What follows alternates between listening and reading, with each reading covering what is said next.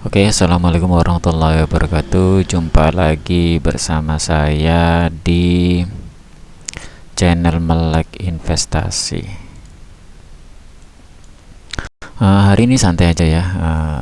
Saya mau uh, membuat video estimasi berapa dividen yang kita dapat di Bank Mandiri ya, BMRI. Semoga video ini dapat bermanfaat untuk kalian.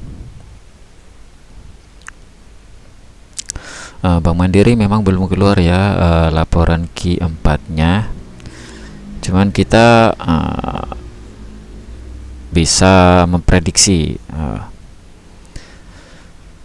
berapa perkiraan laba bersih yang didapat pada tahun 2025 tutup buku tahun 2024. Oke, langsung saja kita ke laporan keuangannya.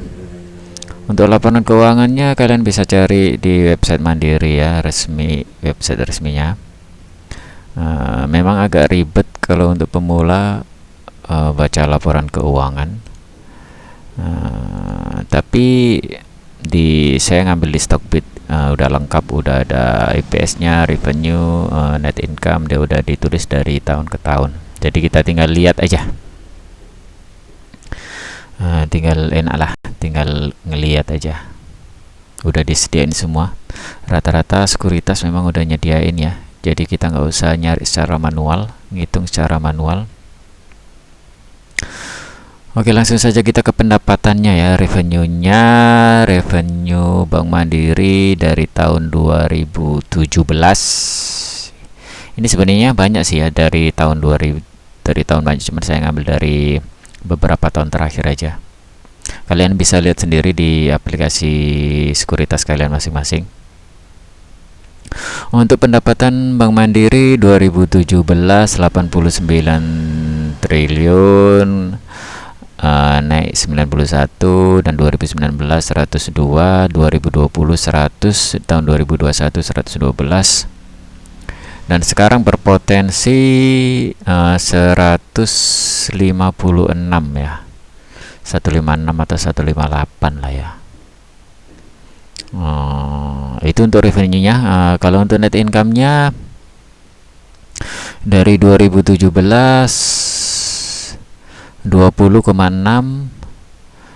naik 25 triliun, 2019 27,4 triliun, 2020 ngedrop, ini karena ada pandemi kemarin, ngedrop ke 17 triliun, dan 2021 bangkit 28 triliun, 2022 41, dan kemarin ini tahun 2023 55 triliun. Dan di 2024 kemungkinan mendapatkan 58 triliun, sehingga IPS-nya menjadi sekitar 621 di tahun ini ya, tahun 2024. Untuk IPS-nya kalian bisa lihat sendiri, IPS-nya dari tahun ke tahun ini kalau nggak salah stock split ya, jadi nggak ini, kalian bisa baca sendiri nanti sumbernya. Dan untuk sekarang untuk BBV-nya menjadi kemungkinan BV-nya untuk book value-nya untuk sekarang setahunkan sekitar 2.900 ya, hampir 3.000 ya. Jadi BBV-nya di harga sekarang 6.125, itu sekitar 2,1 kali. Kita lihat sejarah BBV-nya ya, dari tahun ke tahun ya. Dari tahun ke tahun ini secara book value-nya memang sekarang masih ini ya, masih rata-ratanya ya, masih agak tinggi sedikit ya, 2 kali lipat ya. 2,1 kali lipat itu untuk BBV-nya. Dan untuk PER-nya dari tahun ke tahun makin bagus ya, dia makin menurun, eh, kinerja makin bagus tapi harga makin menurun, jadi pernya jadi rendah dia dari 19,5 ke 18, 13, 13, dan sekarang menjadi di 2024 di 10,26, dan kemungkinan di tahun 2020 dan sekarang di tahun ini kemungkinan pernya 9,8 ya, jadi di bawah 10 ya. Ini per yang bagus ya, yang bagus sekali untuk pernya. Diperkirakan akan menjadi segini nanti dengan penurunan harga yang begitu signifikan. Dan untuk ROE nya dari tahun ke tahun masih bagus ya. Ini aja yang 2016 ini sama 2020 ini agak kurang ya, masih di bawah 10% ya, tapi overall bagus ya. Ini apalagi di tahun 2023 21%. Ini ROE yang bagus sekali. Dan di 2024 kemungkinan tak jauh beda ya sama tahun 2023 21, tapi meningkat sedikit. Dan untuk ROE apalagi ya, ini yang paling penting nih, saya paling suka bahas ini, dividen, perkiraan dividen yang kita kedapat. Kenapa dividen penting? Karena dividen itu sesuatu yang pasti ya, yang pasti dikasih perusahaan untuk ke pemegang investornya gitu. Jadi kita nggak main sama kemungkinan atau probability gitu ya. Gini, kita beli suatu aset, kita beli perusahaan, kemungkinan gitu ya kan, kemungkinan tahun depan ini naik atau turun, probability namanya ya kan. Itu sesuatu yang tak pasti gitu. Kalau di dividend investing ini sesuatu yang pasti, soalnya kita lihat track recordnya gitu kan, dia nggak pernah bolong bagi dividen ya. Bang Mandiri ini dari tahun ke tahun, kalian bisa lihat sendiri di historinya, di banyaklah situs-situs history ini nih, perusahaan-perusahaan nih. Jadi itu kan sesuatu yang pasti. Kalau dividen kan kita beli aset, kita beli perusahaan, nanti tahun depan dia pasti 99% membagikan dividen gitu kan. Jadi sesuatu yang pasti gitu, ada harapannya gitu, ada harapannya gitu. Nah, tergantung kita pandai baca valuasi gitu, berapa dividen yang kita dapat gitu. Jadi kita harus tahu valuasinya, harganya berapa, kita entry itu biar dapat dividen yang worth it gitu. Seperti di video yang sebelumnya ya, konyol aja kalau misalnya ada emiten, ada perusahaan yang nggak bagi dividen gitu kan. Berarti kita sebagai investor nih dikasih apa kita? Kita pasti mengharapkan harga itu naik kan. Kita berarti mengharapkan ada orang lain yang harus beli di atas kita gitu. Berarti capital gain kita itu secara tak langsung tuh merupakan loss orang lain gitu. Iya kan? No debat lah ya, pasti gitu kan. Kalau emiten yang nggak ada dividen pasti kayak gitu, pasti mengharapkan harga naik dan take profit. Sedangkan di saat kita take profit, ada orang yang beli di atas kita, pembeli dan penjual harus ketemu ya kan. Berarti itu kan salah satu ada yang dirugikan gitu kan. Itu namanya zero sum game ya kan. Salah satu pihak ada yang dirugikan gitu. Kalau dividen investing enggak, kita dapat perusahaan, kita beli perusahaan, dapat dividen, dan dividen itu dibagi ke semua pemegang saham. Ingat ya, semua, enggak ada yang terlewat sama sekali. Tergantung berapa lot yang kita punya, berapa lembar yang kita punya, itulah yang dapat gitu kan. Jadi win-win solution lah ya. Nah, ya kan, nggak ada yang saling dirugikan gitu. Mungkin dalam mm, video ini mungkin saya lebih banyak memberi advice ya, soalnya sebenarnya gini loh, investasi itu sebenarnya gampang banget, pokoknya super super gampang gitu. Kalian tinggal cari perusahaan yang itu setiap tahun tumbuh, ngasih dividen, dan harga sesuai dengan harga wajarnya kita gitu. Udah masuk aja, nggak usah kalian mikirin ngapain gitu. Yang penting dapat dividen, tahun depan pasti tumbuh portofolio kan. Dapat dividen, kalian gulung lagi, beli lagi, gulung lagi, berarti kan makin lama kan makin banyak gitu kan. Nah, itulah sebenarnya investasi itu. Tapi sekarang kebanyakan nggak kayak gitu ya. Dia masuk tuh mungkin mencari ya capital gain, beggar gitu kan, tanpa mengetahui valuasi sebenarnya itu seberapa sih gitu kan. Jadi penting kita harus tahu valuasi, rasio-rasio gitu ya.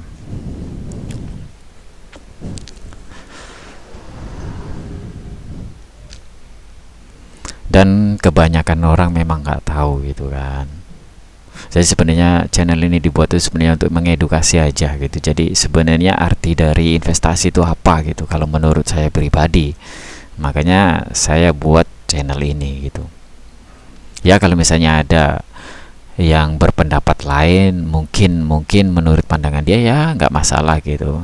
Di dunia investasi itu nggak ada yang salah, nggak ada yang benar. Semua tergantung profil kita, mindset kita gitu. Kalau ini dividend investing, kalau menurut saya profil resiko saya sesuai gitu. Jadi saya mau buat video ini gitu. Oke, dan sekarang untuk perkiraan dividen ya. Dividen Bank Mandiri. Dia kan IPS-nya kan kemungkinan dia dapat sekitar 621 lah ya. IPS-nya 621, sekitar segini lah ya. IPS 621 dan DPR-nya, payout rasionya biasanya dia rutin ya, dari beberapa tahun terakhir tuh 60% dia. Jadi ya nggak jauh-jauh banget sih dari ini kayaknya. Bank Mandiri ini dia langganan berapa tahun terakhir ini ngasih 60% gitu. Berarti kalau DPR 60% berarti 621 dikali 60 aja, dibagi 100, dibagi 60 ya, bukan 10. 60 bagi 100 ya sekitar 372 untuk DPS-nya. Untuk DPS-nya kemungkinan besar sih ya, soalnya dia rutin ngasih 60%. Dan untuk di harga sekarang kalian dapat yield tuh, harganya itu 6125 ya, harga 6125. Biar nggak jauh-jauh di sini aja. Per video ini dibuat harga Bank Mandiri 6.125. 6.125 berarti kalau misalnya kalian beli di harga sekarang kemungkinan bakalan dapat ini dibagi harga aja sekarang ya 6%, pas 6% ya. Gede ini, termasuk besar ya, 6,1. Ini termasuk yang besar ya kalau 6,1 perbankan itu. Dan untuk harga wajar, untuk harga di range dikali 10 kali 10 berarti dari ini aja ya, dari DPS aja ya, Dari dividen aja kita kali 10. Ini jadi ini kali 10,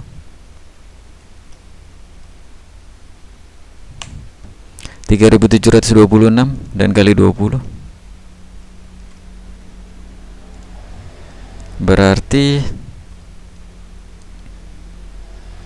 IPS kali 20 3.726 sampai ke 7.452, dan di harga sekarang sih masih di harganya banget ya, masih di tengah-tengah ya. Berarti untuk Bank Mandiri di range ini ya, harganya ya. Bank Mandiri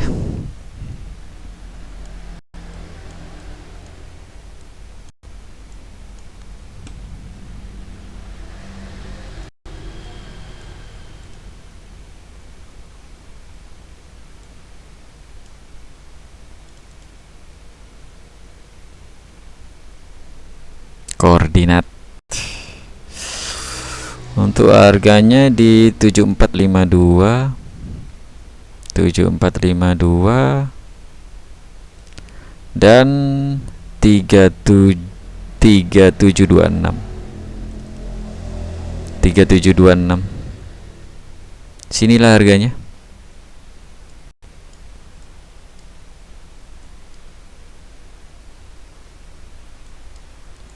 Selagi dia di dalam sini masih kita hajar. Kalau menurut saya masih saya hajar. Meskipun dapat di pucuk gini nggak masalah, masih dapat yield 5%.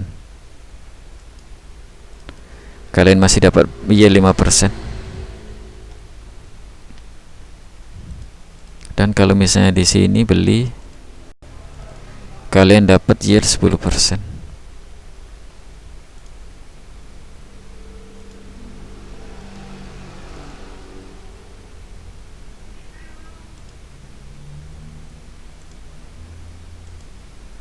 Kalian dapat 10%. Oh iya, ini masih di harganya. Selagi dia masih di harga di range ini ya masih worth it gitu ya. Makin turun makin bagus gitu. Dan bagusnya gini ya, kalau perbankan nih dia tiap tahun tuh pasti naik kemungkinan ya IPS-nya. Kita lihat dari tahun ke tahun gitu ya. Kita lihat dari tahun ke tahun IPS-nya pasti selalu naik gitu kan. DPS-nya, dividen, DPS-nya selalu naik dia. Sini ada stock split kalau nggak salah, tapi ini disesuaikan ya, 99 dan terus naik, dan sekarang kemarin 325 gitu. Jadi kalau misalnya dia benar bagi dividen nanti 372, kalian beruntung kalau misalnya kalian dari dulu beli waktu COVID gitu ya, di harga 2000 gitu ya. Dari 2000 gitu berarti dapat dividen sekitar belasan persen gitu. Tak menutup kemungkinan juga kalau misalnya kalian beli di harga sekarang 6.125, nanti entah berapa tahun ke depan dia bakalan labanya naik, otomatis DPS-nya naik juga gitu. Kalau misalnya 6.125, kemungkinan ya siapa tahu dia bisa bagikan 600 atau 700, berarti dapat, kalau misalnya 600 per lembarnya ya kalian dapat sekitar 10% gitu kalau di harga sekarang gitu ya. Jadi nikmatin aja gitu. Kita investasi itu harus punya mindset jangka panjang ya. Jadi kita harus bersahabat dengan waktu gitu. Oke, untuk Bank Mandiri saya kira itu aja ya. Untuk range-nya harganya sekitar sini lah, di 3.726 sampai 7.452 gitu. Sebagus apapun perusahaan, se-wonderful apapun perusahaan, pasti ada harga wajarnya gitu ya.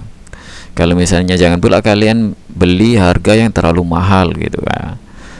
Udah terlalu mahal, nggak bagi dividen pula kan. Jadi Kalau misalnya kena bantai gitu, kena banting gitu, loss entah 50% atau 30% gitu, seenggak-enggaknya tuh kalian tuh kalau misalnya ada dividen tuh masih dapat sesuatu yang worth it gitu.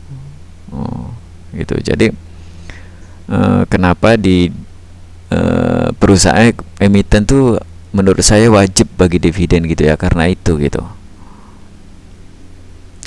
Oke guys, itu aja untuk Bank Mandiri ya.